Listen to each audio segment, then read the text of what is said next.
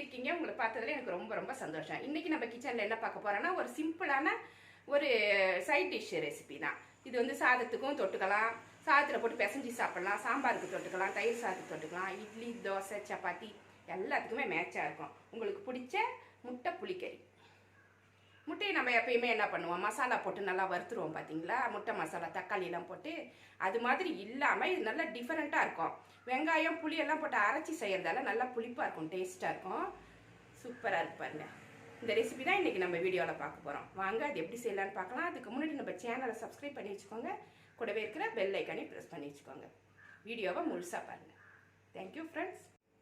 இன்றைக்கி வந்து முட்டை புளிக்கறி எப்படி பண்ணுறது அப்படின்றத பார்க்க போகிறோம்.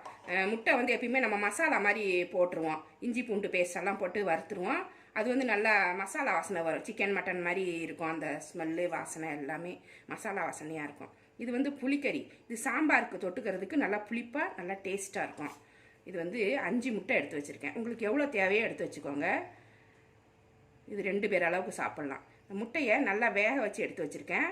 வேக வச்சுட்டு இப்படி நடுநடுவில் இப்படி கீறி விட்டுருங்க கத்தியால். இந்த புளி தொக்கு வந்து உள்ளார ஏறணும், அப்போதான் டேஸ்ட் நல்லாயிருக்கும். அதனால் உப்பு காரமெல்லாம் ஏறுற மாதிரி இப்படி கட் பண்ணி விட்டுருங்க. இது மாதிரி எல்லா முட்டையுமே இந்த மாதிரி நடுவில் கட் பண்ணி வச்சுட்டுக்கோங்க. சும்மா கீறினா போதும் லைட்டாக. இது ரெடி பண்ணியாச்சு. அடுத்தது 3 பெரிய வெங்காயம் கொஞ்சம் பெருசாக கட் பண்ணி வச்சுக்கோங்க. இதை வந்து நம்ம மிக்சியில் தான் அரைக்க போகிறோம், அதனால் நான் பெரிய பெரிய பீஸாக கட் பண்ணி வச்சுருக்கேன். 3 பல்லாரி வெங்காயம் கட் பண்ணி எடுத்து வச்சுருக்கேன். ஒரு நெல்லிக்காய் சைஸ் புளி எடுத்து வச்சுருக்கேன். இதான் புளிக்கறிக்கு உள்ள மசாலா. இதை ஃபஸ்ட்டு மிக்சியில் போட்டு தண்ணி கொஞ்சமாக தெளித்து அரைங்க, நிறைய ஊற்றிட தேவையில்லை. நல்லா அரைச்சி எடுத்துகிட்டு வந்துடலாம். இதை பேஸ்ட்டாக அரைச்சி கொண்டு வந்துடலாம்.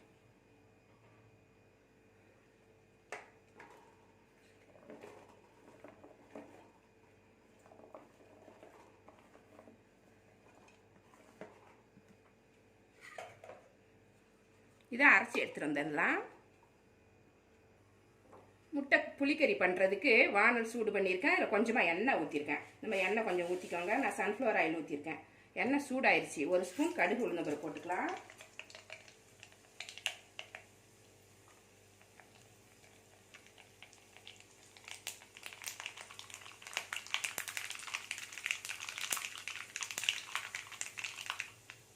கடுகு பொரிஞ்சிருச்சு. கொஞ்சமாக கருவேப்பிலை, வெங்காயமும் புளியும் அரைச்சி வச்சுருக்கேன். இந்த பேஸ்ட்டை இதில் போட்டுருவோம்.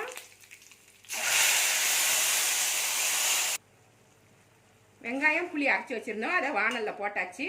போடும்போது ஸ்டவ் வந்து சிம்மில் வச்சுட்டு போடுங்க, ஏன்னா மேலெலாம் தெரிச்சிடும். வெங்காயம் பேஸ்ட் இல்லைங்களா, தெரிச்சிடும். இப்போ இதில் வந்து கொஞ்சமாக காரத்துக்கு என்னென்ன சேர்க்கலாம் அப்படின்றத பார்க்கலாம். இப்போ தனி மிளகா பொடி எடுத்து வச்சுருக்கேன். இதில் 1 ஸ்பூன் போடுறேன். உங்களுக்கு எவ்வளோ காரம் தேவையோ போட்டுக்கலாம். அது மாதிரி 1 ஸ்பூன் மல்லிப்பொடி. இது வந்து சோம்புத்தூள், பெருஞ்சீரக பொடி. பொடியாக இருந்தால் கொஞ்சம் போட்டுக்கோங்க, 1/4 ஸ்பூனு. இல்லைனாக்கா மிக்சியில் கொஞ்சமாக நுணுக்கிட்டு போட்டுக்கோங்க. இது ஒரு 1/4 ஸ்பூன் போட்டுக்கிறேன். மஞ்சள் பொடி 1/4 ஸ்பூன் போட்டுக்கிறேன். உப்பு தேவையான அளவு போட்டுருங்க.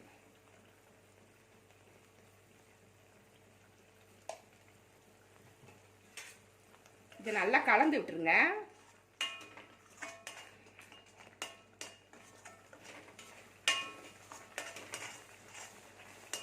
கலந்துட்டு டேஸ்ட் பண்ணிக்கோங்க, உப்பு காரம் எல்லாமே கரெக்டாக இருக்கான்னு பார்த்துட்டு.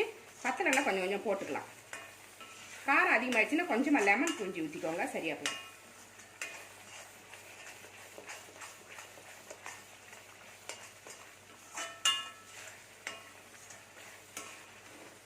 இது கொஞ்சம் நேரம் அப்படியே வதங்கட்டும். இந்த பச்சை வாசனையெல்லாம் போகட்டும். இந்த பொடியெல்லாம் போட்டிருக்கோம், வெங்காயம்லாம் பச்சையாக அரைச்சிருக்கோம் பார்த்தீங்களா. இந்த பச்சை வாசனை போகிற வரைக்கும் நல்லா கிளறி எடுத்துக்கணும். இது ஒரு தட்டு போட்டு மூடிடுவோம், இல்லைனாக்கா தெரிக்கும். ஒரு மூடியை போட்டு மூடிடுங்க. நடுவில் நல்லா கிளறி விட்டுக்கோங்க. நல்லா கிளறி விட்டுக்கோங்க, இல்லைனாக்கா அடி பிடிச்சிடும். மீடியமில் வச்சு கிளறிக்கணும். இந்த மாதிரி நல்லா கிளறி எடுத்துக்கோங்க. நல்லா தொக்கு மாதிரி வந்துருச்சு பாருங்கள். நல்லா பச்சை வாசனையெல்லாம் போயிடுச்சு, தொக்கு மாதிரி வந்துருச்சு. நல்லா வெங்காய சட்னி மாதிரி இருக்குது, சூப்பராக இருக்குது டேஸ்ட்டு. நான் டேஸ்ட் பண்ணி பார்த்துட்டேன். இப்போ முட்டையை இதில் சேர்த்துருவோம். சேர்த்து கொஞ்சம் நேரம் பெரட்டி விடுங்க. இப்போ நான் சிம்மில் வச்சு டேஸ்ட் ஆகுவேன். தொக்கு போயிட்டு இந்த முட்டை ஃபுல்லாக கவர் ஆகும்.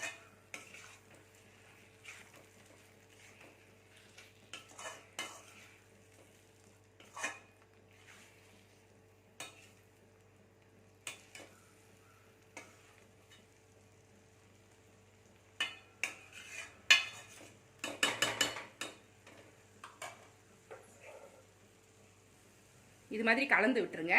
லாஸ்ட்டில் கொஞ்சமாக கொத்தமல்லி தழை தூவிடலாம். இப்போ ஸ்டவ்வை நிறுத்திட்டு ஒரு தட்டு போட்டு மூடிட்டு ஒரு 10 நிமிஷம் இருந்துச்சுனாக்கா அந்த உப்பு காரம்லாம் அதில் ஏறி இருக்கும், சாப்பிட்றதுக்கு டேஸ்ட்டாக இருக்கும். இது 10 நிமிஷம் அப்படியே இருக்கட்டும். ஸ்டவ் ஆனில் வைக்க வேண்டாம், ஆஃப்லேயே அது கரெக்டாக இருக்கும். அந்த சூட்லேயே அது கரெக்டாக உள்ளே போயிடும் உப்பு காரம்லாம். சூப்பராக இருக்கும் இது புளிக்கறி. 10 நிமிஷம் ஆயிடுச்சு. முட்டை புளிக்கறி சூப்பராக ரெடி ஆயிடுச்சு பாருங்கள். நல்லா இருக்குது, கோட்டிங் ஆகிட்டு. இந்த முட்டையும் சாப்பிட்டுக்கலாம், இந்த தொக்கை வந்து நல்லா சாதத்தில் போட்டு சாப்பிட்லாம், ரொம்ப டேஸ்ட்டாக இருக்கும். இது மாதிரியே நீங்களும் உங்கள் வீட்டில் செஞ்சு பாருங்கள். இந்த ரெசிபி உங்களுக்கு பிடிச்சிருந்தா நம்ம சேனலை சப்ஸ்கிரைப் பண்ணி வச்சுக்கோங்க. கூடவே இருக்கிற பெல் ஐக்கானையும் ப்ரெஸ் பண்ணி வச்சுக்கோங்க. லைக் பண்ணுங்கள், ஷேர் பண்ணுங்கள், கமெண்ட் பண்ணுங்கள். இவ்வளோ நேரம் என்னோட வீடியோவை பார்த்தா எல்லாருக்குமே நன்றி. Thank you friends.